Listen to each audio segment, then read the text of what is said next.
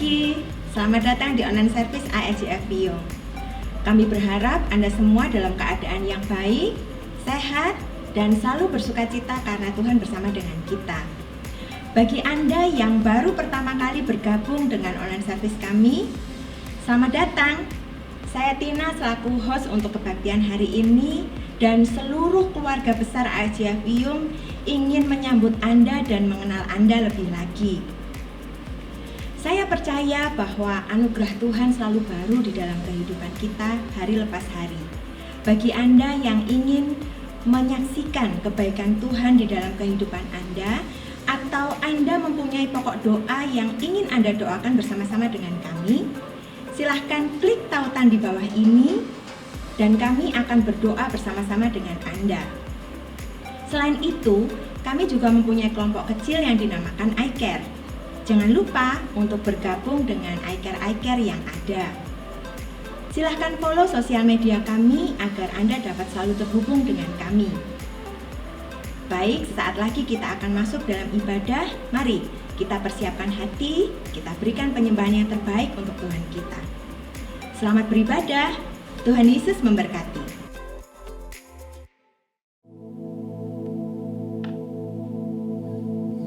Shalom Bapak Ibu Saudara, kita akan mulai menyembah Tuhan, kita memuji nama Tuhan.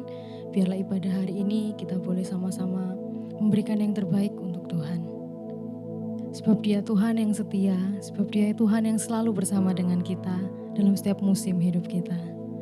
Mari siapkan hati kita lebih lagi untuk Tuhan.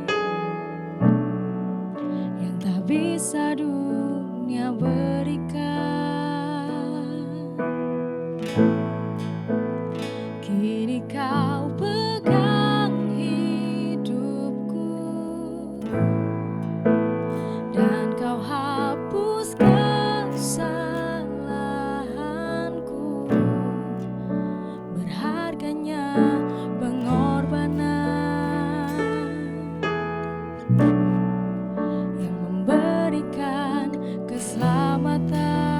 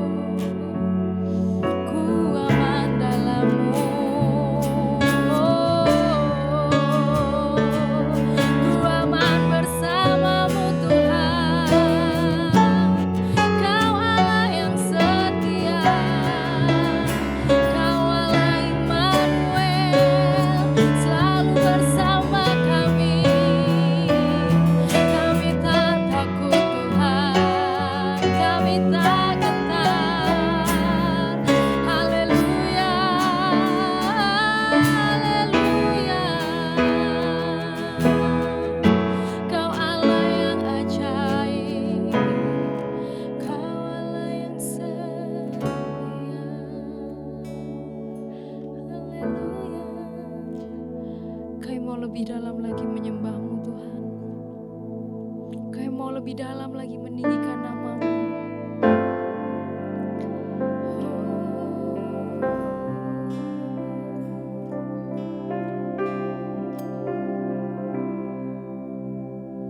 Ku tinggikan Engkau Tuhan, melebihi segalanya, lebih dalam ku menyembah dalam roh dan kebenaran. Ku tinggikan Engkau Tuhan, melebihi segalanya, lebih dalam ku menyembah dalam roh dan kebenaran. Ku tinggikan Engkau Tuhan, melebihi segalanya, lebih dalam ku menyembah dalam roh dan kebenaran. Ku tinggikan Engkau Tuhan, melebihi segalanya, lebih dalam ku menyembah dalam roh dan kebenaran selamanya. Dalam roh dan kebenaran, dalam roh dan kebenaran selamanya.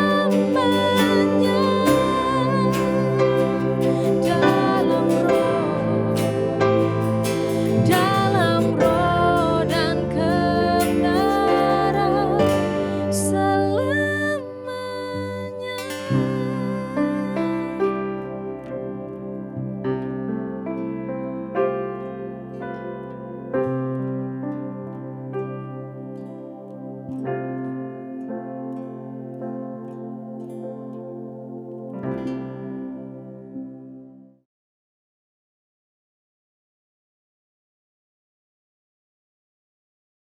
Jangan lupa pakai masker ya. Dimanapun berada kita tetap pakai masker, jaga kondisi kesehatan kita. Shalom saudara-saudara, sekali lagi di bulan ini kita sudah berbicara banyak mengenai look forward ya. Look forward, dan hari ini kita belajar bukan hanya tetap menanti, tetapi kita terus bergerak dan bergerak maju ke depan. Judul khotbah hari ini adalah bekal hidup, tapi sebelumnya kita berdoa dulu, oke? Bapa, kami mengucap syukur ya Tuhan, di mana kami boleh akan mendengarkan firman-Mu hari ini. Kau sendiri yang membekali dalam setiap perjalanan dan kehidupan kami semua. Kami percaya ada firman-Mu yang akan menguatkan kami semua, dan firman-Mu ini yang membuat kami semua boleh berakar, boleh bertumbuh dan berbuah dalam kehidupan kami.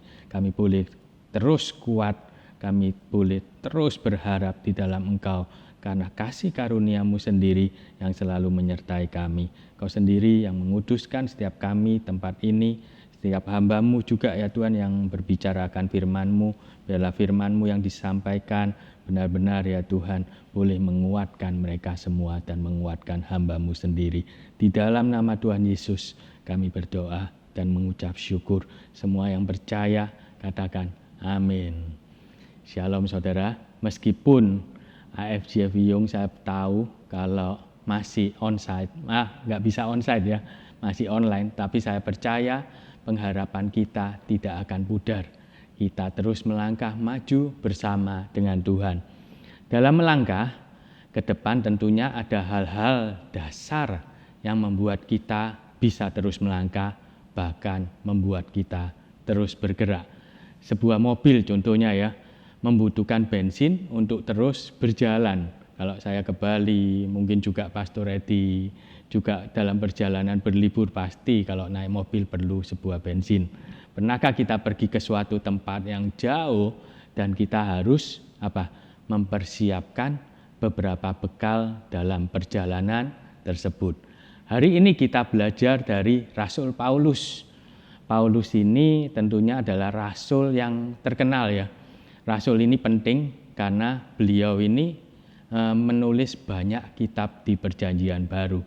Contohnya juga di Jemaat Korintus. Kita bisa melihat Jemaat Korintus ini seperti apa sih? Korintus itu adalah sebuah kota besar juga metropolitan, strategis, dan orang-orangnya itu punya intelektual, tetapi yang sangat disayangkan ya, itu bejat moralnya. Dosa pun merajalela di kota tersebut. Jadi karena itu Paulus menulis sesuatu untuk memberikan wejangan atau seperti bekal dalam kehidupan mereka atau solusi dalam setiap permasalahan apa yang terjadi pada waktu itu. Kalau kita baca, kita akan menemukan banyak permasalahan di sana. Masalah-masalah yang terjadi kalau kita bisa melihat kita baca di 1 Korintus, 2 Korintus ini banyak masalah seperti perpecahan dalam jemaat. Nah, ini harus hati-hati ya. Di jemaat kita pun juga bisa juga terjadi, ada beberapa golongan ngegap dan golongan A, golongan B, golongan C, dan lain sebagainya. Itu terjadi juga di jemaat Korintus. Ada masalah moral, ada percabulan, pornografi, masalah perkawinan, kawin mengawin. Nah, ini yang kadang kan kita nggak boleh poligami ya. Kita ini satu istri aja cukup gitu loh. Dan itu memang kehendak Tuhan. Banyak masalah di Korintus, bahkan masalah makanan juga dipermasalahkan. Terus lanjut juga masalah apa? Masalah ibadah pun juga dipermasalahkan.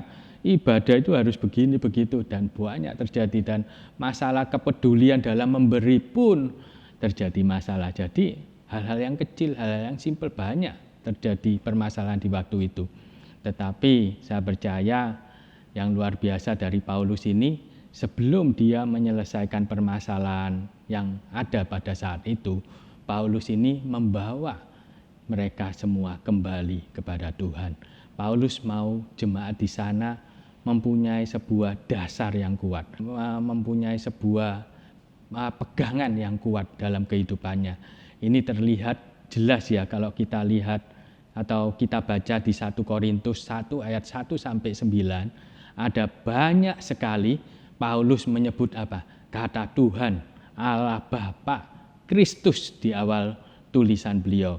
Tentunya bekal itulah yang mau Paulus sampaikan kepada kita semua ya. Jadi dengan bekal seperti itu kita juga bisa menyelesaikan setiap apapun juga permasalahan dalam perjalanan kita, baik kita menunggu, baik kita berjalan maupun bergerak maju ke depan. Ada 3 bekal hidup buat kita semua dalam firman Tuhan hari ini. Bekal hidup yang pertama adalah apa saudara? Identitas. Kalau kita baca di awal Paulus menulis untuk jemaat di Korintus ini, di 1 Korintus 1 ayat 1 ditulis begini. Dari Paulus yang oleh kehendak Allah dipanggil menjadi siapa saudara? Rasul Kristus Yesus. Dan dari Sostenes saudaranya. Paulus menyatakan siapa dirinya, yaitu sebagai apa?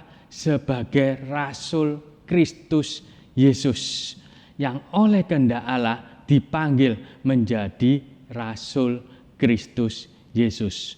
Paulus membawa bekal identitas dalam kehidupannya. Paulus tahu siapa dirinya.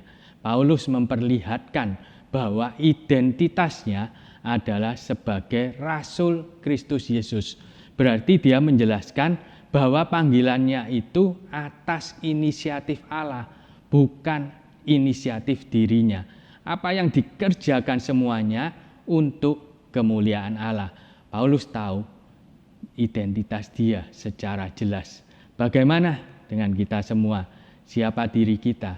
Bekal hidup identitas ini penting karena di saat kita melangkah bergerak maju maupun menunggu, kita tahu dengan siapa kita melangkah. Kita tahu siapa yang memanggil saya maupun saudara semua. Kita tahu siapa yang menuntun kita, siapa yang memanggil kita tentunya.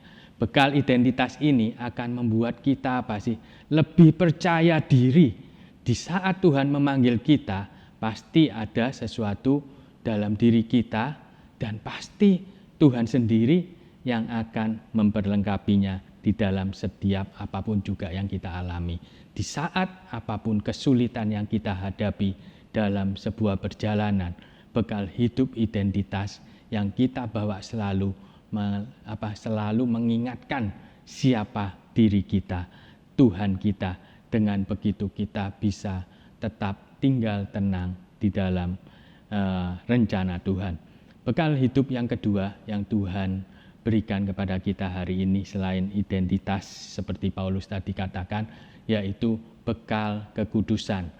Di 1 Korintus 1 ayat 2 dikatakan kepada jemaat Allah di Korintus, yaitu mereka yang dikuduskan dalam Kristus Yesus dan yang dipanggil menjadi orang-orang kudus, dengan semua orang di segala tempat yang berseru kepada nama Tuhan kita, Yesus Kristus, yaitu Tuhan mereka dan Tuhan kita, Tuhan saya dan Tuhan kita semua.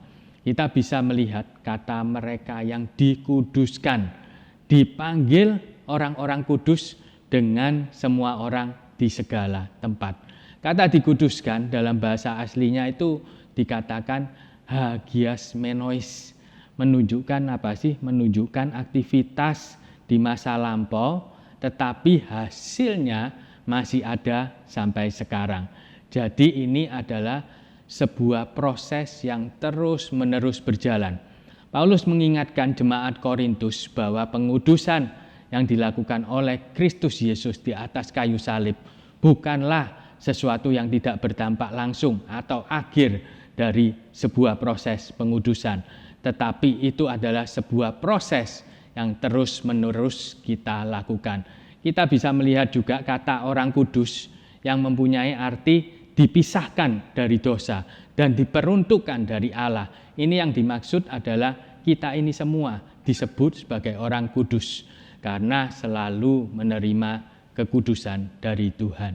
Bisa kita lihat sebagai orang kudus, kita lihat di Kisah Para Rasul 26 ayat 10 dikatakan begini.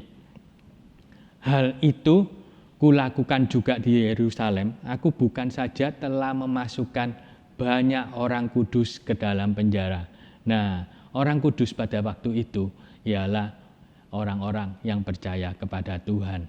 Jadi kita tahu ya, kata orang kudus itu juga berarti kita sendiri, yaitu orang-orang yang ada di dalam Tuhan. Juga dikatakan dengan semua orang di segala tempat, tidak menutup kemungkinan dimanapun saja kita berada, kita ini bisa dikuduskan dan dipanggil menjadi orang-orang kudus. Tidak hanya cuma kudus waktu kita di gereja, kelihatan orang, dilihat orang, tetapi dimanapun juga kita harus senantiasa menjaga kekudusan kita bila kita mau berjalan lebih jauh lagi. Kita berusaha hidup kudus supaya orang lain mengetahui bahwa identitas Kristus itu nampak dalam setiap perbuatan kita. Dalam perjalanan, bekal kekudusan ini sangat penting. Bagaimana cara kita menggunakannya dalam perjalanan hidup kita? Dengan apa, saudara? Dengan berani mengaku dosa dan kesalahan kita di hadapan Tuhan. Karena kita lihat ya, belajar dari seorang raja, yaitu Raja Daud. Di 2 Samuel 12 ayat 13 dikatakan Daud mau mengaku dosa dan Tuhan mengampuni. Jadi Tuhan perlu hati yang jujur. Perlu kita ini berani ngomong sama Tuhan di saat kita melakukan kesalahan atau dosa, kita berani menghampiri Tuhan. Dan dikatakan di saat Daud mengaku dosa, Tuhan itu mengampuni. Di saat kita mengaku dosa, Tuhan mengampuni. Dan di saat pengampunan itu kita mulai mendapatkan kekudusan dari Tuhan. Daud seorang raja nggak gengsi dan minta ampun kepada Tuhan di saat dia bersalah. Bagaimana dengan kita? Mari kita lihat kekudusan ini, bekal hidup yang Tuhan berikan kepada kita itu karena apa sih? Karena kehendak dan kasih karunia-Nya kepada kita oleh apa? Oleh pengorbanannya Kristus sendiri. Di Ibrani 10 ayat 10 dikatakan, dan karena kehendaknya inilah kita telah dikuduskan satu kali untuk selama-lamanya oleh persembahan tubuh Yesus Kristus. Lihat ya, kita dikuduskan oleh persembahan tubuh Yesus Kristus. Bahkan dikatakan di Ibrani 10 ayat 19 pun juga dikatakan, jadi saudara-saudara, oleh darah Yesus kita sekarang penuh keberanian dapat masuk ke dalam tempat kudus. Jadi karena apa? Kita dikuduskan oleh darah Kristus, darah yang sangat mahal, supaya kita boleh menerima pengampunan dan kehidupan yang kekal. Bahkan di Ibrani 9 ayat 14 dikatakan, betapa lebihnya darah Kristus yang oleh Roh yang kekal telah mempersembahkan dirinya sendiri kepada Allah sebagai persembahan yang tak bercacat dan menyucikan hati nurani kita dari perbuatan yang sia-sia. Supaya apa, saudara? Supaya kita dapat beribadah kepada Allah yang hidup. Kekudusan ini diberikan dari Allah kepada kita, dibayar dengan harga yang sangat mahal. Supaya apa sih? Supaya kita ini bisa berhubungan, bisa beribadah kepada Dia. Makanya hati-hati menjaga hidup kita. Dan bila ada kesalahan ya, mintalah pengampunan dari Tuhan itu sendiri. Karena di saat kita mengaku, maka kita diampuni. Jadi bekal kekudusan ini bukan sembarang bekal. Bekal ini dibayar lunas oleh penebusan Kristus sendiri, supaya dalam perjalanan kita, dalam waktu kita menunggu, waktu kita bergerak, kita tetap bisa tinggal dalam rencana Tuhan, dan kita tetap kuat di dalam kepercayaan kita kepada Tuhan.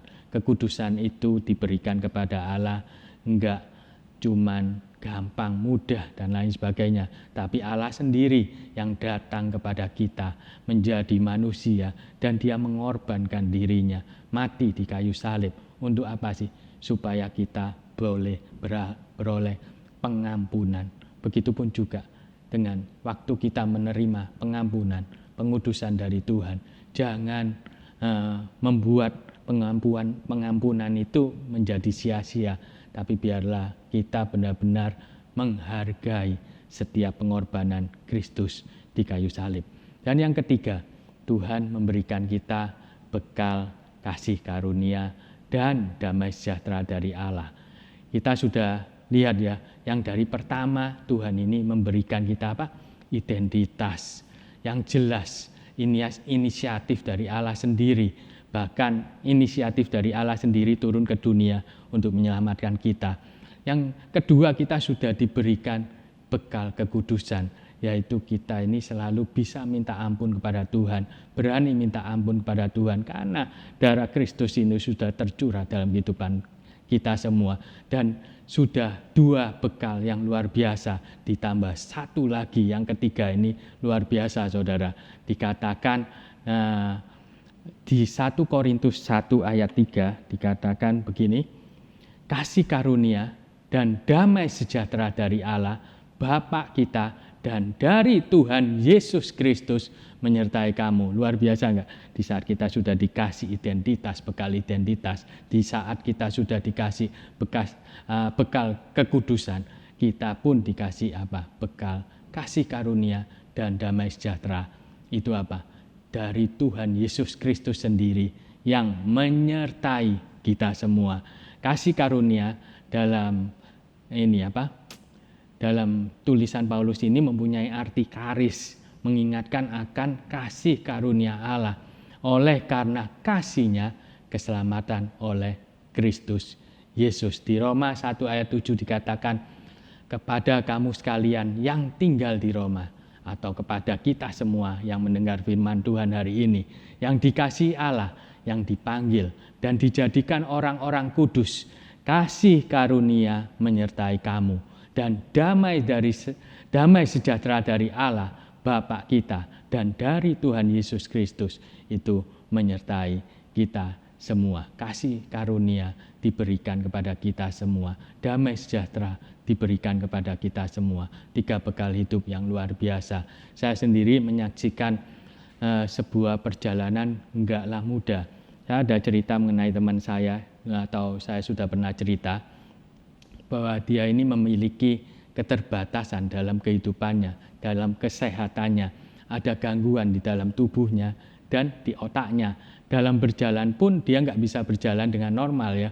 Dia ini kalau jalan oleng, jadi gini-gini dia. Jadi dia kayak orang mau jatuh. Umurnya masih umur 35 tahun, umur yang masih produktif. Penglihatannya dia juga mulai double-double, mulai nggak jelas. Nah, yang terakhir dia cerita bahwa ada batu ginjal dan dokternya bilang nggak boleh dioperasi. Bayangin, supaya batu itu bisa keluar sendiri. Mengalami hal-hal yang kesakitan yang luar biasa. Tapi saya melihat perjalanan hidupnya, dia nggak pernah menyerah. Dia tetap bekerja sepenuh waktu. Bahkan setiap tahun dia memperluas bisnisnya. Hal yang terlihat kelemahan bagi orang lain, tetapi bagi Tuhan tidaklah mustahil. Membuat seseorang yang mengalami begitu banyak kesakitan dalam perjalanannya dan terus kuat melangkah maju ke depan. Saya percaya dia pasti mengenal identitas dia sebagai anak Allah yang dikasihi Tuhan. Dia pasti mengenal kekudusan dari Allah dan dia pasti tahu damai sejahtera Allah, kasih karunia Allah itu menyertai dia selalu, yang membuat dia itu kuat. Apakah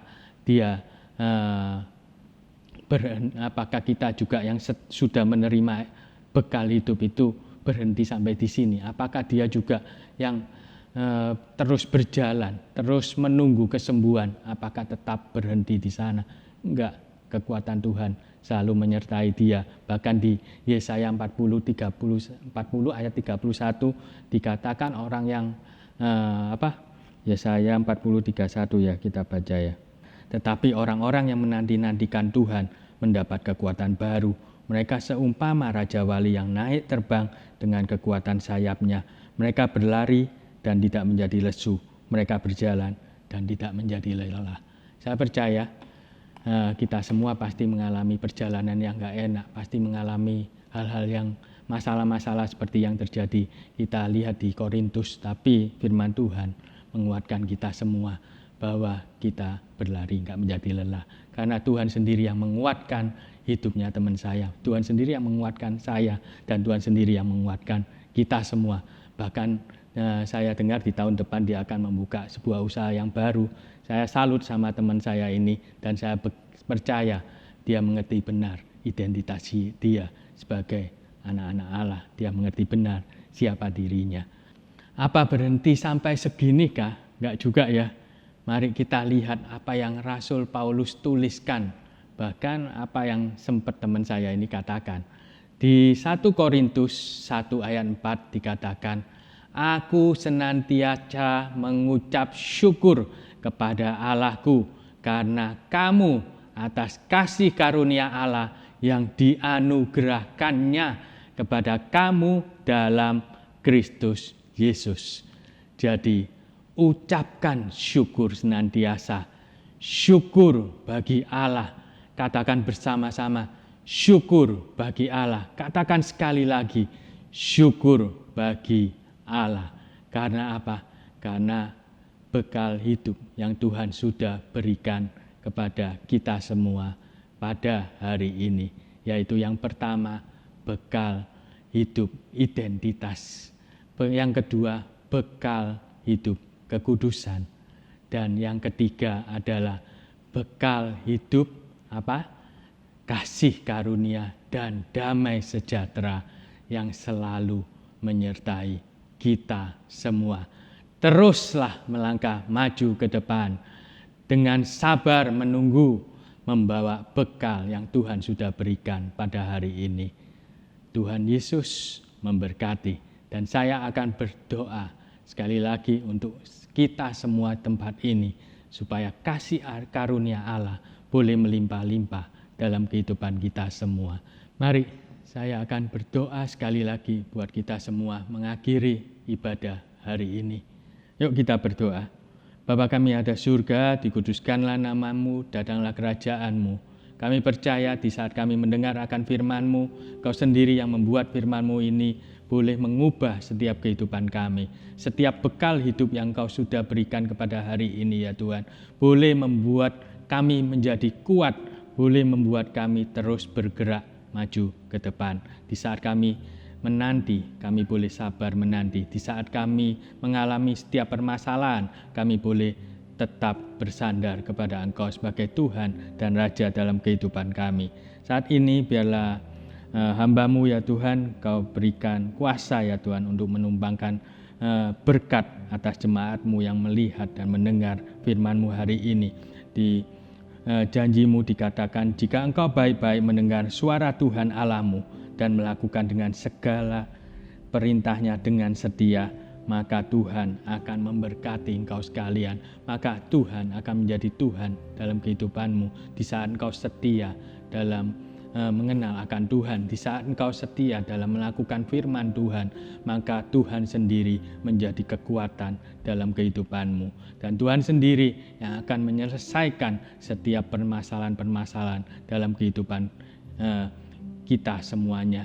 Dan saya percaya, kami semua percaya bahwa di saat kami mengaku dosa kami, Engkau sendiri yang menguduskan kami. Di saat berkali-kali kami datang kepada Engkau, maka Engkau menerima kami. Tapi kami tidak mau mengesampingkan ya Tuhan, meremehkan kekudusan yang sudah Engkau berikan di kayu salib ini, pengorbanan-Mu ya Tuhan.